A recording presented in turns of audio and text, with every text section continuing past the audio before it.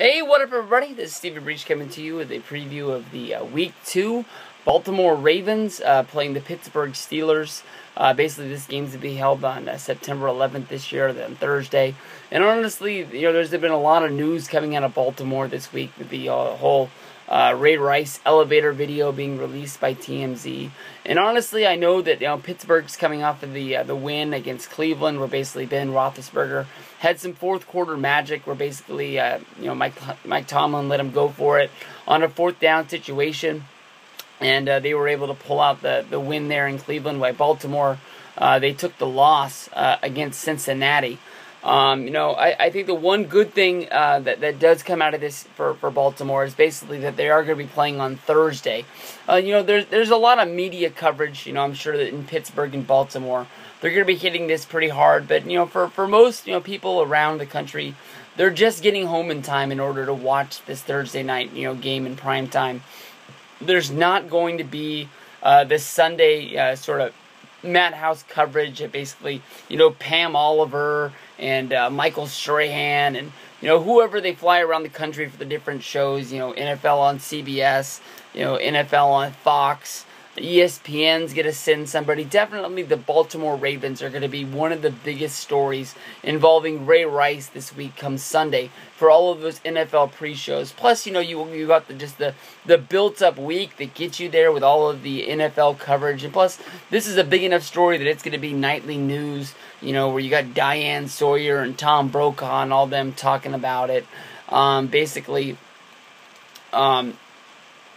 Just basically, by them, playing on Thursday, it's going to semi-protect them from this point. A little part of me, because of this, with the whole thing coming out, where basically Baltimore, releases Ray Rice, and today, the NFL suspended him indefinitely, where basically, he doesn't have a period of time that he's going to wait, and then he'll be, reactivated, or he can go out and look for a job from somebody. Basically, he's going to have to even, find out if there's anybody in the league who even thinks that there's a chance that he could be on their team, and then he's going to have to apply for reinstatement from the league, basically where, one of the commissioners is going to have to sign off and say, you've done this or that to make up, for this situation, whether if that's going to some, classes that make sure he's not going to, punch females, and that he has his anger management under control. And I'm sure there's a lot more of this story to come out. But basically, Baltimore Ravens, Joe Flacco, of his own, has to, revolve around this team and basically pick them up out of the gutter, because basically through association, they look horrible. They just look like, the scum of the earth right now. And that's the one reason why I'm picking Baltimore to win this game. I know that, Joe Flacco and Steve Smith, in that offense, they didn't look, spectacular against the Bengals. Basically, they put up 16 points. They did go for over 400 yards. Flacco, was able to throw the ball around over 300 yards. But to me, not being able to beat the Bengals just made me sort of, scratch my head. I didn't see the defense out of Baltimore that we've seen in the past. But basically, their offense was run by Justin Forsett. Running the ball, he only got about 70 yards. Steve Smith went over 100 yards receiving. Dennis Pita, 10 receptions for 83 yards.